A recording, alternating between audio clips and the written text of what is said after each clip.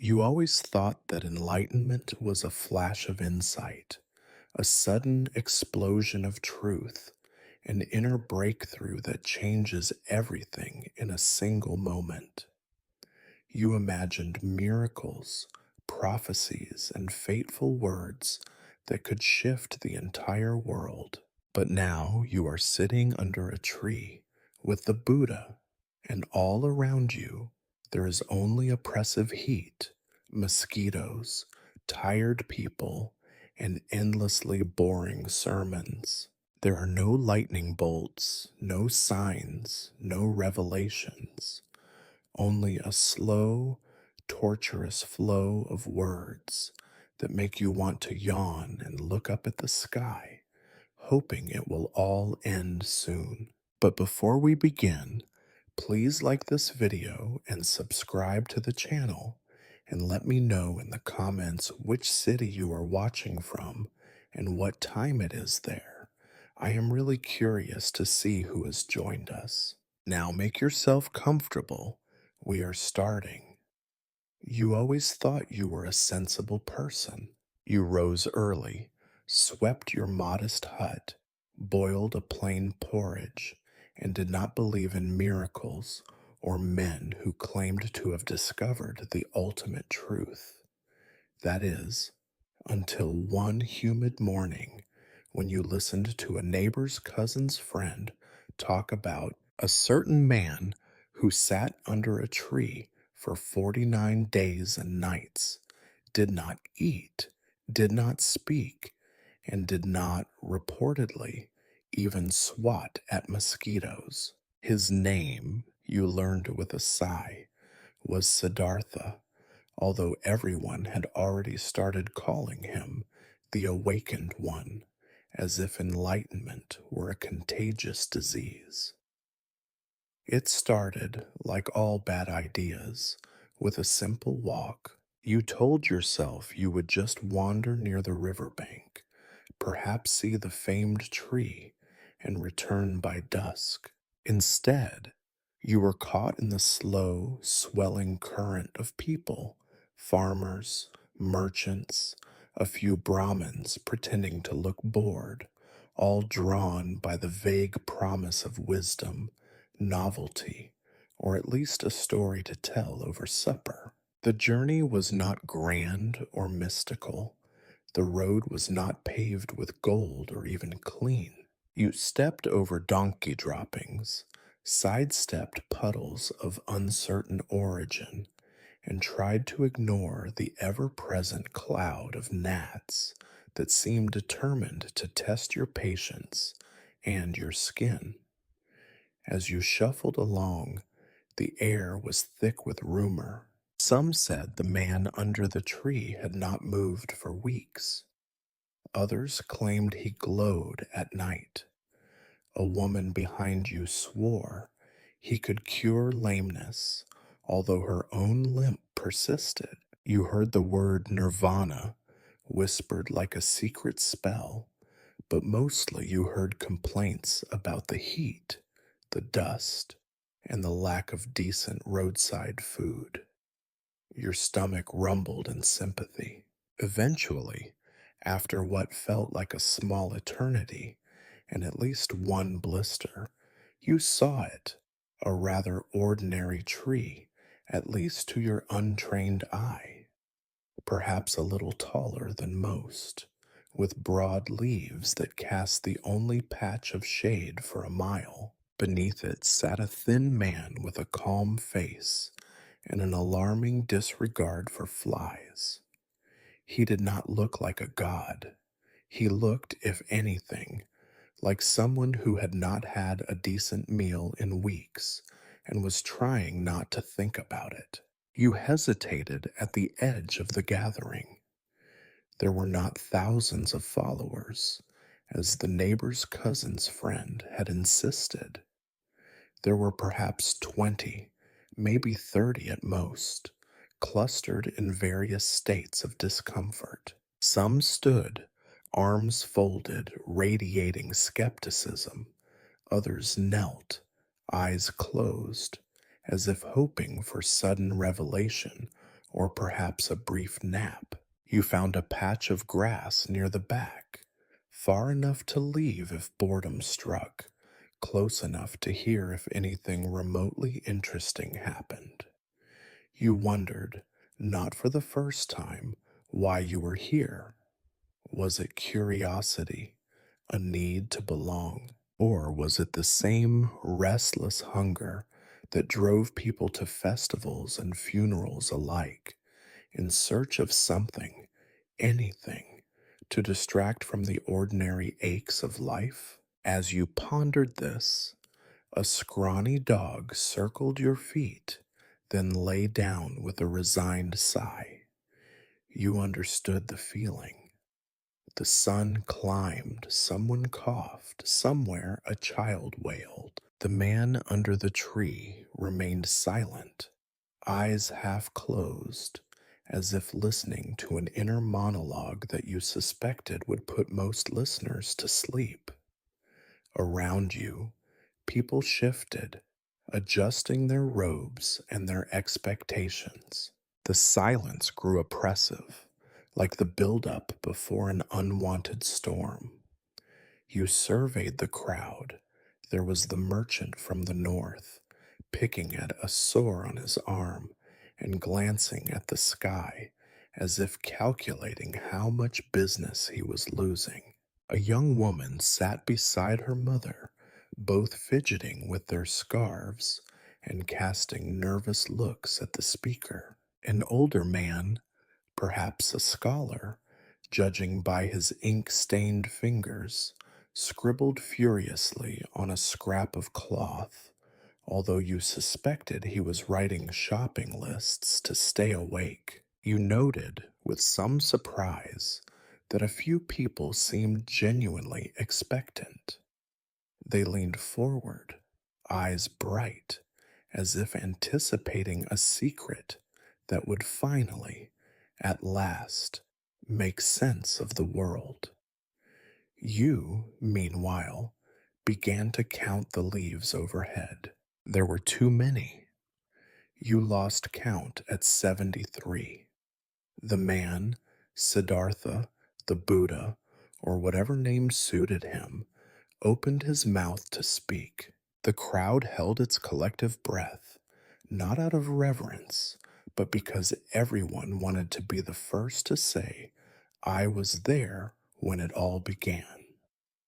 For a brief, dizzy moment, you too hoped for something, a word, a gesture, a flash of insight to break the monotony. Instead, the Buddha spoke softly, his words drifting like the breeze. He began not with thunder, but with the most underwhelming statement you had ever heard. There is suffering. The crowd shifted. Someone stifled a snort. You felt a deep kinship with this opening line. There was indeed suffering, especially in your feet, your stomach, and your sense of self-importance. The first teaching, you realized, was not about miracles or magic. It was, in its own way, a recitation of the obvious. The world is full of pain. People grow old, get sick, die. Lovers leave, friends disappoint, crops fail. The more you want, the more you suffer. It was not exactly uplifting. It was, in fact, almost comically grim. But there was something else, too, a strange comfort in this bald admission. No promise of escape, no golden future, just the bleak, unadorned fact of existence. You wondered if that was the point, to stop chasing after hope and learn to sit quietly, even when your knees ached and your mind wandered. As the Buddha's voice droned on, you glanced at your fellow listeners. The merchant had started dozing, his head bobbing like a broken puppet. The scholar scribbled with increasing desperation, possibly inventing new characters for boredom. The young woman was pinching her arm, perhaps to keep from yawning, and yet no one left. Perhaps it was the effort it had taken to get here, or the unspoken fear of missing something important. More likely, it was the inertia of crowds, the way people linger in hope that something will happen, even when all evidence points to the contrary. You tried to listen, you truly did. The Buddha spoke of desire, of the endless wheel of craving that leads to more suffering, and the possibility, remote, distant, of breaking free. You wondered if freedom was simply another word for giving up. Then you wondered if your own thoughts were not, in fact, more interesting than the teaching itself. Hours passed, or so it seemed.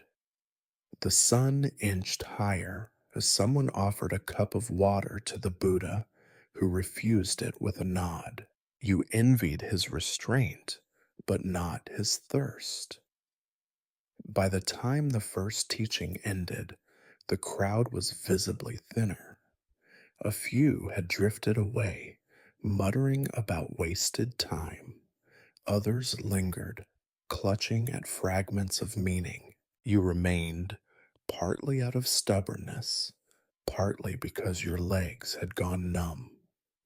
As you gazed at the tree, the patchy grass, and the indifferent sky, you could not help but wonder, had anything truly changed? Was this the start of something profound, or just another day under an ordinary tree, listening to a man say what everyone secretly knew? In the end, you supposed, that was the first and greatest lesson.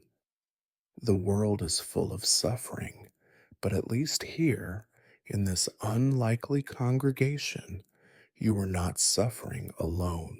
You had always suspected that spiritual revelations would arrive with a bang, a flash of light, a sudden thunderclap, perhaps a subtle tingle in the bones. What you had not anticipated was that enlightenment would begin with a slow, unhurried monologue delivered by a thin man whose presence radiated the steady, reliable calm of a tax collector reading weather reports. As the Buddha's first words faded into the sticky afternoon, you realized that you were not alone in your disappointment. A child began to squirm. Somewhere, a bird chirped with inappropriate cheerfulness. You caught the merchant's eye as he wiped sweat from his brow. He looked at you with the mutual understanding of men trapped at a family gathering that had already run too long. The Buddha continued, undeterred by the collective sense of anticlimax. He spoke not quickly, but with an unhurried precision that suggested he had, perhaps, an infinite amount of time. There is suffering, he repeated, as if the lesson had not quite landed the first time. Then came the next revelation, delivered with the gravity of a royal decree. There is a cause of suffering. That cause is desire. You waited, almost against your will, for something less obvious. Instead, you received a philosophical statement that could have been overheard at any village tavern after 2 cups of rice wine. People suffer because they want things, and the more they want, the more they suffer. You tried, earnestly, to focus on the depth beneath the simplicity. Perhaps there was a secret, something invisible to the untrained ear, some hidden spark that separated these words from the proverbs of grannies and the scoldings of tired fathers. The Buddha's tone did not help. Patient, kind, but steady as the ticking of a water clock. Your mind drifted. You found yourself once again counting leaves, then remembering the taste of your morning meal, then trying to recall whether you had bolted the door to your hut. The crowd around you mirrored your struggle. The older scholar, having filled both sides of his cloth scrap with notes or doodles, now stared into space with the blank expression of a cow considering the meaning of grass. The young woman beside her mother picked at her nails. The merchant was gently snoring, his nose whistling in time with the Buddha's cadence. In the back row, a thin man with a bandaged foot muttered, "Desire, I desire to go home." And yet, the Buddha pressed on. He spoke of the third truth, the end of suffering. Here, at last, some listeners perked up, perhaps sensing a solution, a recipe, or at least a list of instructions to be followed like a new diet. The end of suffering, the Buddha explained, is possible. If one can end desire, one can end pain. This, he added, with all the enthusiasm of a bureaucrat explaining grain taxes, is the state called nirvana. You examined the word. It sounded impressive. Nirvana. You tried to picture it, a realm with no hunger, no mosquitoes, no worrying about next year's harvest or the neighbor's untrimmed hedge. It was hard to imagine.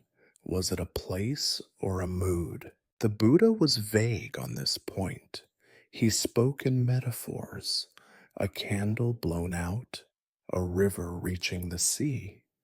You looked around, searching for understanding in the faces of your companions, but found only confusion and, in some cases, hunger. Finally, the Buddha introduced the fourth truth, the so called Noble Eightfold Path. This, you thought, might be the practical advice you had been hoping for. Instead, you received a list, 8 points, all beginning with the word right.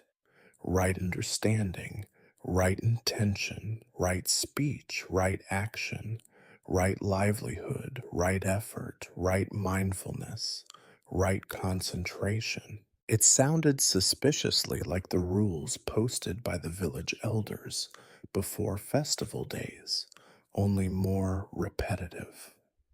You waited for an explanation, a clever trick, or at least a parable. The Buddha simply listed the 8 points and moved on, as if their self evidence was not up for debate. History, you would later learn, is full of people writing and rewriting these truths, analyzing their order, their meaning, and even their punctuation, as if enlightenment depended on a missing comma. Scribes centuries later would argue about whether right concentration came before right effort, and whether a man could have right livelihood if his neighbors disapproved of his trade. You would hear tales of monks debating all night in smoky halls, only to fall asleep before reaching any conclusion. For now, all you heard was a list, recited without ornament, and you struggled to find inspiration in its sameness. Some listeners, determined to find profundity where there was only repetition, began to nod thoughtfully, as if hearing secrets in the space between words. Others, less subtle, started to fidget and cough. The bandaged man leaned against the tree and closed his eyes. A child nearby poked a sleeping dog with a stick. Somewhere in the front row, a woman whispered, "Perhaps he will offer us food soon." You realized with a pang that you had also hoped for something more tangible: a loaf of bread, a cup of wine, anything to break the monotony of spiritual advice. Still, the Buddha spoke on. He described the path in greater detail, expounding on each rite with examples so general that they applied equally to kings and beggars.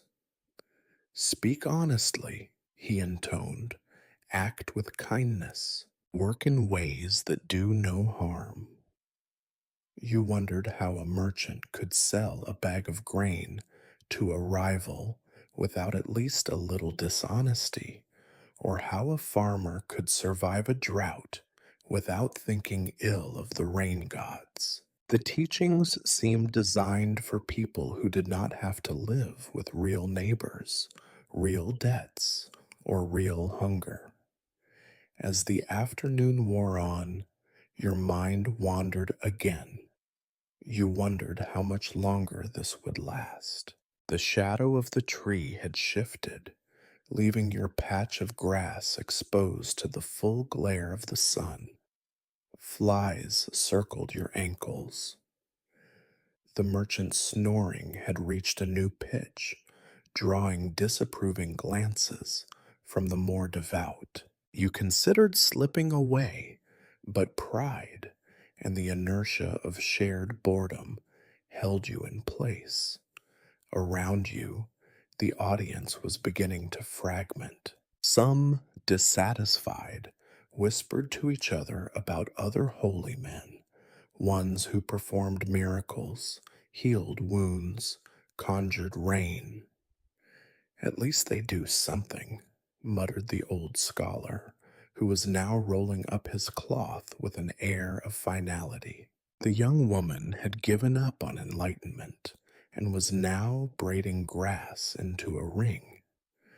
Others, however, remained rapt, as if the very act of listening would somehow transform them. Perhaps you thought that was the true appeal of sermons: the chance to believe, if only for a moment, that something might happen.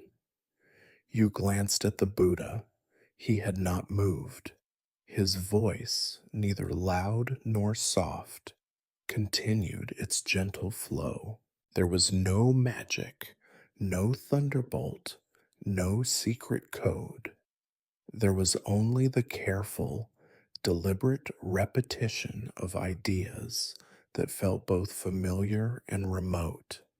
Suffering, desire, release, the path, each word as slow and inevitable as the turning of seasons. You began to understand, in a way, the strange endurance of these teachings. They were simple enough to survive boredom, disappointment, and distraction. They did not promise miracles, only the possibility of less pain. In their endless repetition, there was something almost comforting, a steady rhythm, like the drumming of rain on a roof.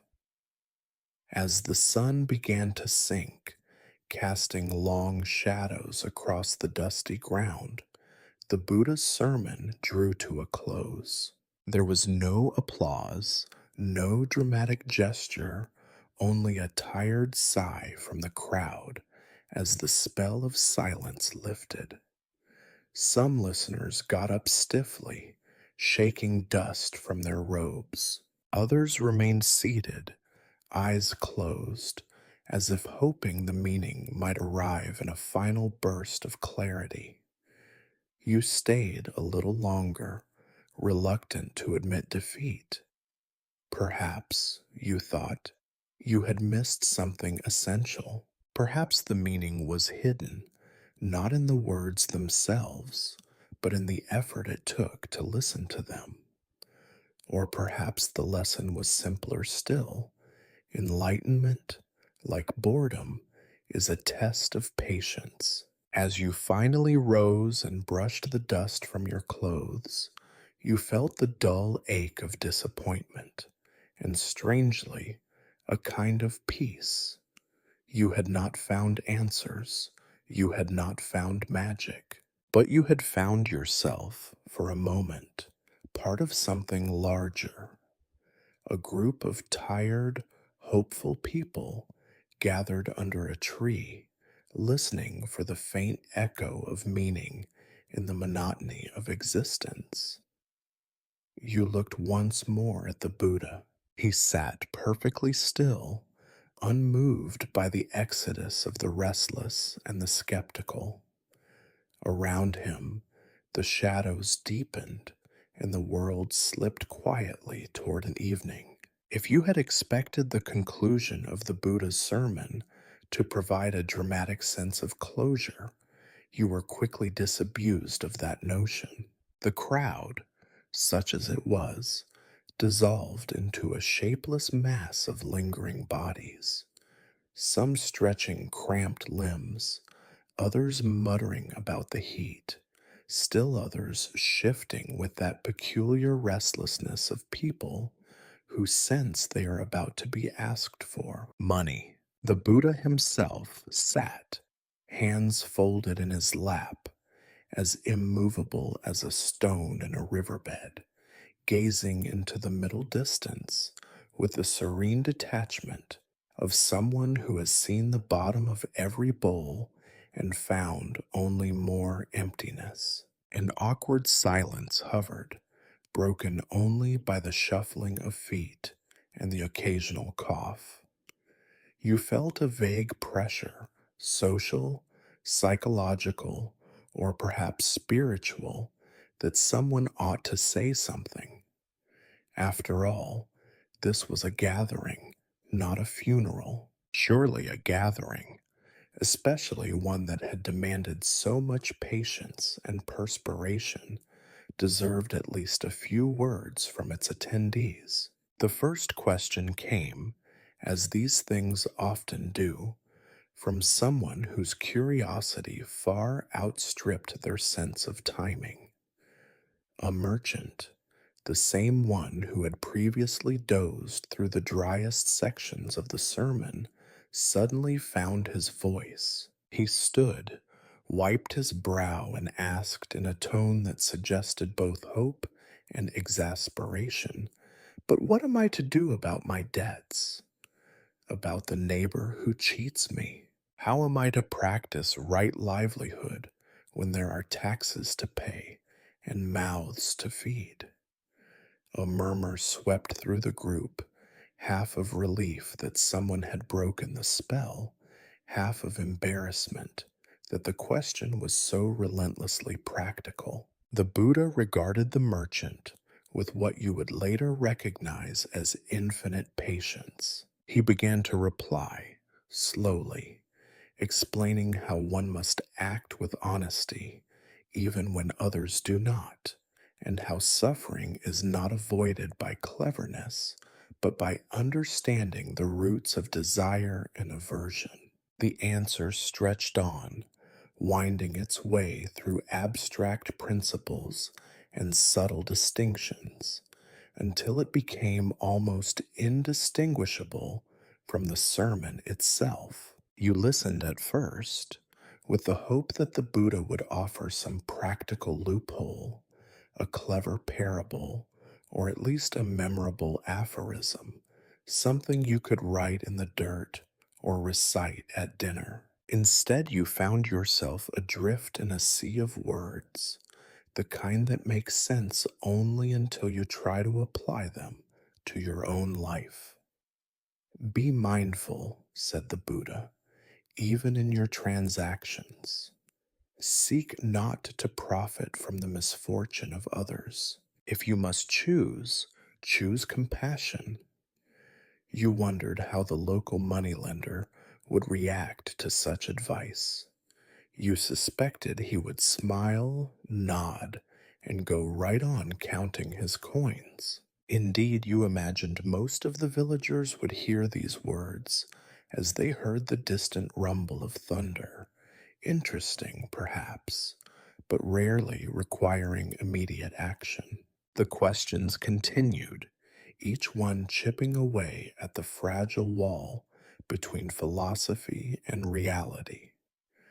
A farmer wanted to know if planting rice for his own children rather than for the whole village was selfish. An old woman asked if mourning the dead was a form of desire or merely a natural part of life. The Buddha answered each inquiry with the same calm, patient thoroughness, weaving the conversation into a tapestry of conditional statements and gentle reminders.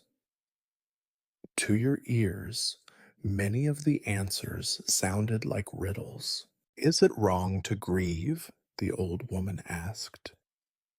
Only if you cling to your grief, replied the Buddha, for all things are impermanent, even sorrow. Let it pass as the river passes beneath the bridge. The crowd nodded, as crowds often do, but you could not help noticing that the old woman seemed none the wiser, nor any less likely to mourn her departed husband. Some questions became increasingly abstract. A student, young, eager, and suspiciously well rested, asked about the nature of the self, whether the soul continued after death, and if so, whether it remembered anything useful. The Buddha, unflappable as ever, spoke of the illusion of self, the impermanence of all things, and the futility of worrying about what comes after. Live rightly in this moment, he said, and let the future tend to itself. It was, you reflected, an elegant dodge.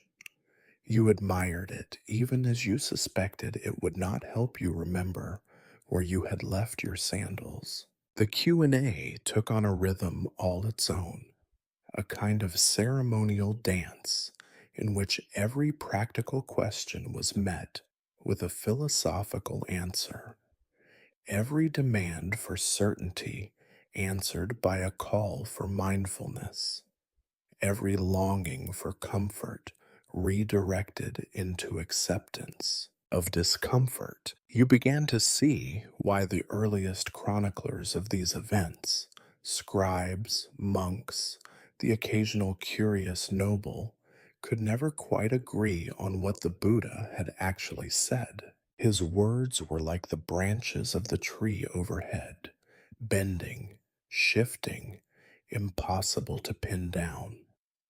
You caught yourself wondering if enlightenment was simply the ability to sit through such conversations without despair. Perhaps wisdom was not found in the answers, but in the patience to endure the asking.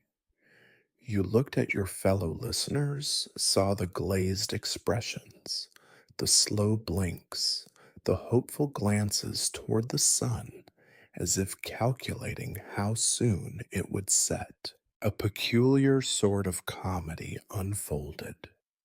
The earnest student, determined to understand the cycle of rebirth, pressed the Buddha on the details.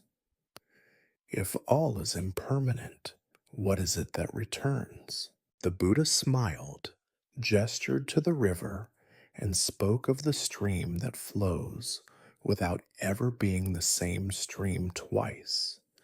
The student nodded, took furious notes, and you watched as the words slipped from comprehension like water through open fingers. Meanwhile, a man with a twisted foot, impatient with metaphors, demanded to know whether he would walk again in his next life if he practiced all 8 points of the Noble Path. The Buddha, never one to promise miracles, only counseled acceptance and effort, reminding him that suffering is the common lot of all beings, and that liberation is not a matter of legs, but of mind. In the back, The merchant's snoring resumed, soft but persistent.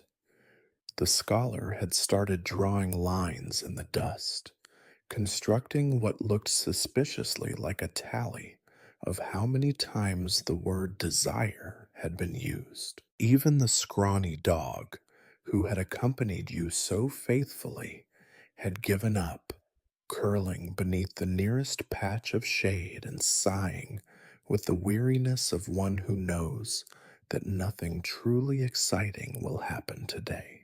You wondered how history would record this day. Would the chroniclers speak of dazzling revelations, thunderous applause, or a mystical aura descending upon the crowd? Or would they admit the truth that most people left not with enlightenment, but with sore knees, rumbling stomachs, and the vague sense that wisdom, like good weather, was always a little further away than expected? Yet you found in this monotony a strange kind of solace. There was comfort in the routine of questioning and answering, in the slow, deliberate cadence of the Buddha's speech. It reminded you of rainy days spent indoors, listening to your grandmother's endless stories, not for the moral at the end, but for the soft drone of her voice, the safe certainty that the world, for a little while, would not demand anything more of you. As the sun crept lower and the shadows stretched across the earth, the questions finally dwindled. The Buddha offered a final blessing, a wish for peace, freedom from suffering, and the hope that even one person might find a glimmer of understanding. The crowd rose, stiff and blinking, and began to drift away, some in pairs, others alone, all carrying their own small burdens of disappointment and hope.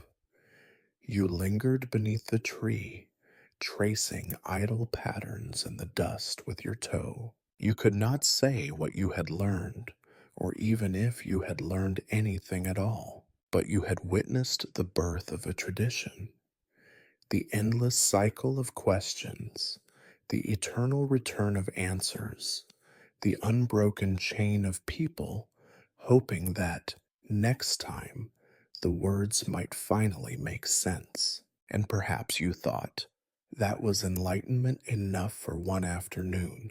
As the sun inched toward the horizon, casting the old tree's shadow in a thin, uncertain line, you realized that something unexpected had begun to grow among the listeners, something quieter than faith, slower than understanding.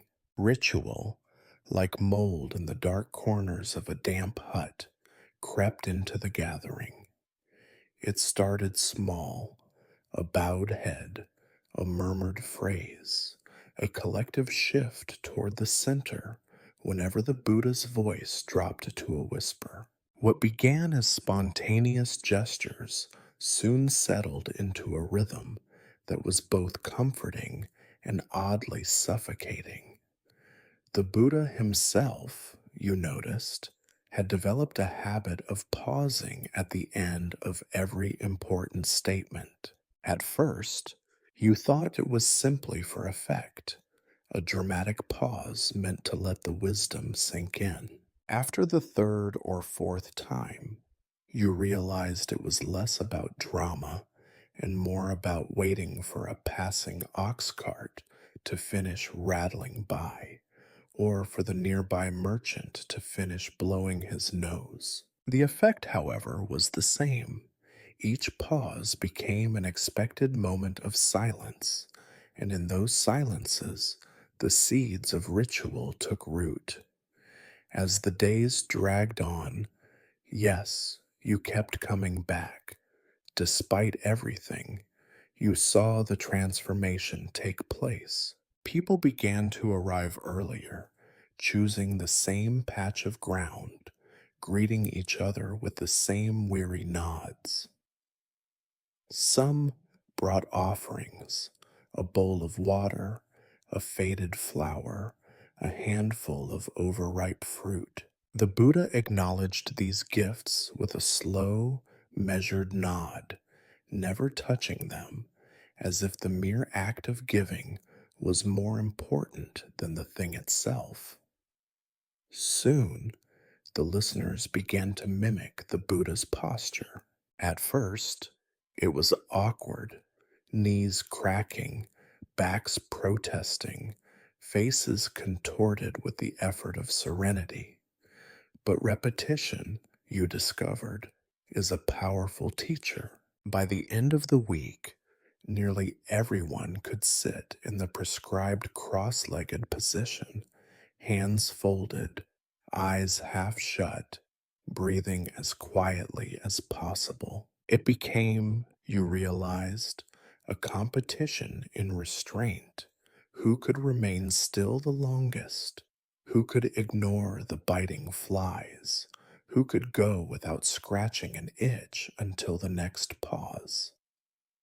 The ritual of silence grew more elaborate. What started as polite listening hardened into a code. No one spoke unless the Buddha invited them.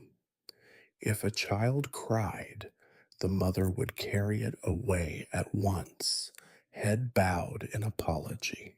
When the wind picked up and blew dust into everyone's faces, the crowd would collectively blink, then settle once more into their statuesque endurance. You began to wonder if this was not enlightenment, but an endurance contest dressed up in spiritual clothing. History, you later discovered, would look back on these gatherings as the birth of sacred traditions. Scribes, eager for meaning, would describe the early disciples as paragons of discipline and virtue, as if the silence under the tree had always been a sign of holy concentration, not the awkward byproduct of social anxiety and mutual exhaustion. What they would not mention, could not mention, was the creeping sense of monotony that threaded its way through every moment.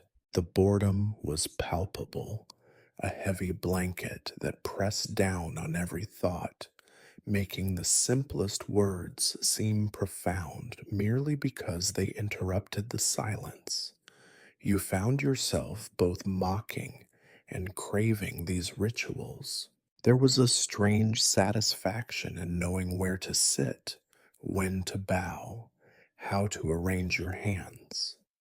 You felt, for the first time, a small sense of belonging, not because you understood, but because you could perform the motions as well as anyone. You became skilled at looking attentive, at nodding gravely, at stifling a yawn behind a carefully arranged sleeve. The young student, with his endless questions, now watched the Buddha with the same blank expression as the merchant. The old scholar, tired of making notes, had started carving small marks into the roots of the tree. A tally of days survived. You could not help noticing the little failures in the system. One afternoon, as the heat reached its peak, the thin man with the bandaged foot finally succumbed to sleep, his head lolling back, mouth open, emitting a soft, almost melodic snore. No one dared wake him, and so the sound became part of the ritual, an accidental drone that filled the gaps between the Buddha's phrases. On another day, a dog chased a chicken through the assembled faithful. The commotion rippled through the group, but not a single person rose to intervene. Such was the power of the new order. Better to let chaos unfold than to break the silence. The Buddha, for his part, seemed either unaware of these failures or utterly indifferent. He spoke with the same gentle cadence, returning always to the four truths, the noble path, the cycle of desire and suffering. Some listeners would later claim that they heard new meanings in the familiar words, as if enlightenment grew from repetition alone. You were not so sure. You suspected that most people clung to the rituals because, in a world where nothing lasted, the only comfort was in knowing what would happen next. You began to notice how the stories grew with every retelling. A merchant's polite offering became, by the following day, an act of breathtaking generosity. The old scholar's silence was praised as wisdom rather than sleep. Even the most mundane details, where the Buddha looked, how he gestured, which foot he crossed over the other, were discussed in hushed tones, as if decoding the movements of the stars. It became clear that the rituals were more than boredom. They were armor against uncertainty. In a world where crops failed, children sickened, and neighbors could not be trusted, there was reassurance in doing the same thing at the same time with the same people under the same tree. The Buddha's teachings, abstract as they were, gave a shape to the emptiness, a pattern to the endless repetition of suffering and longing. You reflected often on the irony. The Buddha had spoken of letting go, of abandoning attachments, yet the rituals that grew up in his wake were attachments of the strongest kind. People clung to them, defended them, argued about the correct way to bow or breathe. The philosopher's path became a highway crowded with traffic signs and toll booths, each more elaborate than the last. And yet, you could not dismiss the comfort that the rituals brought. In their slow, careful monotony, you found a kind of peace. The world beyond the tree was chaotic, uncertain, full of pain and change. Here, at least, you knew how the day would unfold. You knew when to stand, when to sit, when to fall silent. You knew how to endure boredom so profound that it looped back into a sort of meditative calm. You saw the transformation in others, too. The young woman, once fidgeting, now sat motionless beside her mother. The merchant, always impatient, seemed content to simply breathe. Even the children learned, in their own stumbling way, to play at ritual, mimicking the adults in games that seemed, in their earnestness, both sweet and absurd. The most faithful would later call this discipline. The cynics called it habit. You suspected it was both, and that perhaps, in the end, they were not so different. One evening, as dusk settled and the crowd began to disperse, you lingered beneath the tree, tracing circles in the dust with your heel. You wondered if the Buddha himself ever felt the weight of monotony, if he ever wished just once to stand up and shout nonsense at the sky. Perhaps that, too, was part of enlightenment. Not freedom from suffering, but the ability to endure sameness without complaint. You left the gathering that day and many days after, carrying with you the invisible badge of ritual, the knowledge that boredom, when shared, can become community, and that discipline, even when dull, can feel like purpose. And so you returned again and again to the tree, to the silence, to the endless, careful repetition. You were, you realized, both prisoner and priest of the ritual.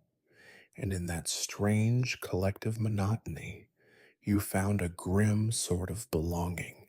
The sun dipped lower, sliding behind the curve of the hills. The familiar tree, so ordinary on your first day, now loomed as a monument, a mute witness to the repeated tedium and faint hopes of 100 afternoons. The air was thick with the scents of dust and wilted flowers, the chatter of insects replacing the muttering of the crowd, which was now thinning as listeners shuffled away with the slow, tired gait of people departing from a long and disappointing feast. You remained, of course, partly because your legs had fallen asleep, partly because you were still not entirely certain what you were waiting for. The Buddha's final words echoed quietly in the humid air, promising peace, freedom from suffering, and, should anyone be lucky or stubborn enough, some small crumb of understanding. But as the silence returned and the last dutiful listener wandered off, you found yourself staring not at enlightenment, but at the ordinary world, the littered ground, the flies, the faint, persistent ache in your knees. You had come here seeking wisdom and perhaps a story to tell. What you had found instead was the slow, relentless sameness of each day, each ritual, each repetition. Was this the point? Was enlightenment simply another name for getting used to discomfort, for enduring with a steady blank face the slow parade of life's petty disappointments? You were no longer sure. You had imagined yourself transformed, lifted above the crowd by revelation, changed forever by the touch of ancient truth.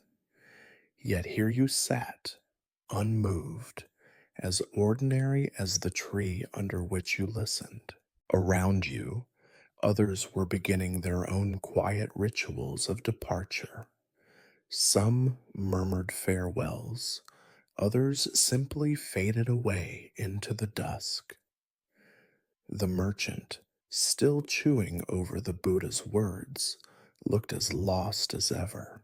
The scholar, who had filled so many scraps of cloth with his restless notations, now wandered among the roots, as if hoping to discover a new truth by stepping on a particularly significant patch of dirt. The young woman, her hair now braided with patient precision, led her mother home in silence. A dog barked in the distance, indifferent to any notion of spiritual awakening. The only real certainty, you thought, was the aching, hungry persistence of life itself.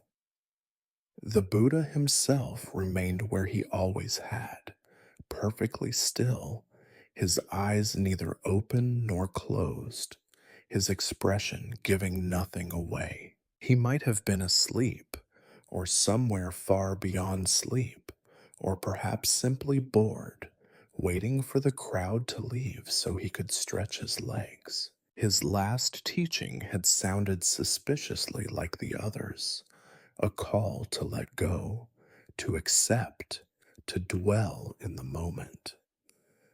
In the absence of thunderbolts and miracles, you wondered if anyone else found the entire affair as deeply anticlimactic as you did. History, you realized, would treat this afternoon very differently.